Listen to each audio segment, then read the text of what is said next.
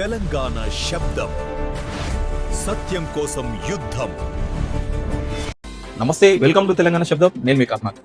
రంగారెడ్డి జిల్లా ఆమన్గల్ మండల్ మున్సిపాలిటీలోని 12వ వార్డులో గల పలు సమస్యలు under drainage, mission Bhagiratha pipe line మరియు సీసీ రోడ్లు, వీధి లైట్లు, పాత గోడల సమస్యలను పరిష్కరించాలంటూ మున్సిపల్ ఆఫీస్ ని ముట్టడించిన 12వ వార్డు సభ్యులు. ఈ కార్యక్రమంలో పాల్గొన్న నాగిల్ల, జగన్, పల్లె నారాయణ, పద్మ, లలిత, సంతోష, కవిత, పల్లె శివ, ముజాహిద్, అహ్మద్ తదితరులు పాల్గొన్నారు.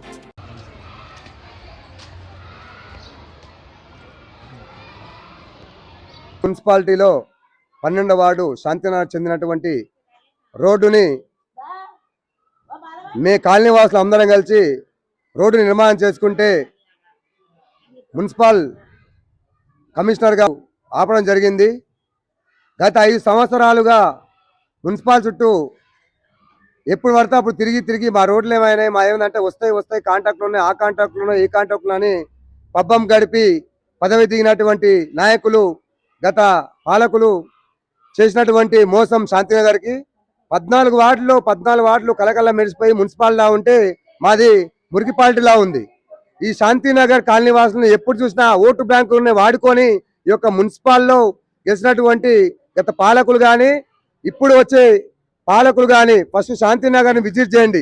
విజిట్ చేసి శాంతినగర్లో ఉన్నటువంటి ఈ పొద్దుగా లేస్తే కాయ కష్టం చేసుకునే వాళ్ళని చాలా ఇబ్బంది పెట్టుకుంటా మామూలుగా ఏ ఉన్నా కానీ ట్యాక్స్ వరకే పరిమితం, ఓన్లీ ఓటు బ్యాంక్ వరకే పరిమితం చేస్తుర్రు.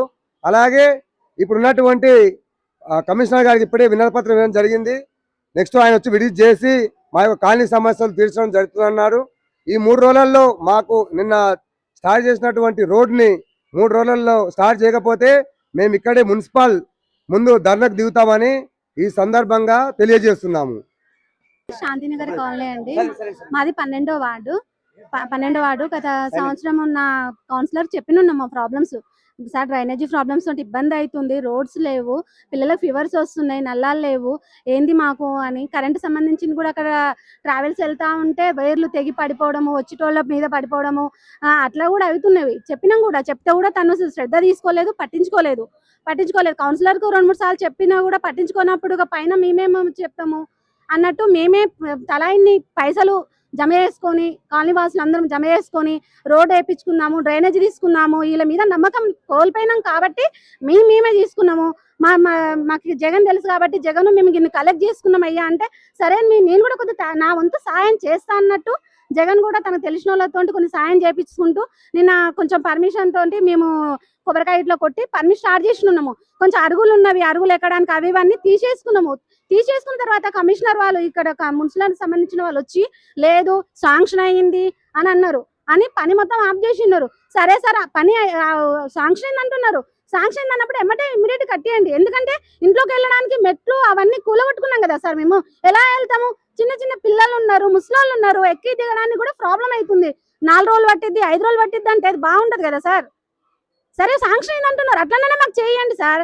మా రోగాలు పడి నువ్వు సచ్చేదాకా మీరు చూస్తా అంటే ఇదేనా న్యాయమేనా అసలు? మీకు మా ప్రాబ్లమ్స్ కొంచెం దయచేసి మీరు చూడాలని మేము కోరుకుంటున్నాము. కొంచెం కమిషనర్ సార్కి అయితే మేము చెప్పినాం సార్. ఇప్పుడు ఆ సార్కు మా మీద దయదలిచి కొంచెం మా గురించి ఆలోచించి తొందరగా చేపియాలని మేము కోరుకుంటున్నాం సార్. అంతే.